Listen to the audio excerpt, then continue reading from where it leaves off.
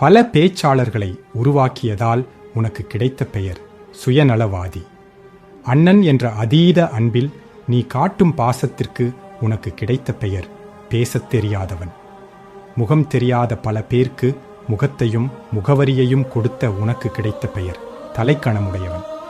மக்களிற்கு ஒன்றென்றால் ஓடி ஓடி மக்களிற்காக களத்தில் நின்று போராடியதால் உனக்கு கிடைத்த பெயர் தான் தோன்றித்தனமாக செயல்படுபவர். பேசினால் தொண்டைப்புண் மீண்டும் வந்து பேச முடியாமல் வேதனையில் கஷ்டப்படுவாய் என்று தெரிந்தும் இனத்தில் வலியை உனது வலியாக கடத்தியதால் உனக்கு கிடைத்த பெயர் தலைமை பண்பு இல்லாதவன். இன்னமும் நரம்பில்லாத நாக்கு என்னென்னெல்லாமோ உன்னை வசைபாடி பட்ட காயத்தை குத்தி குத்தி இரத்தம் பார்க்கிறது, எள்ளி நகையாடுகிறது.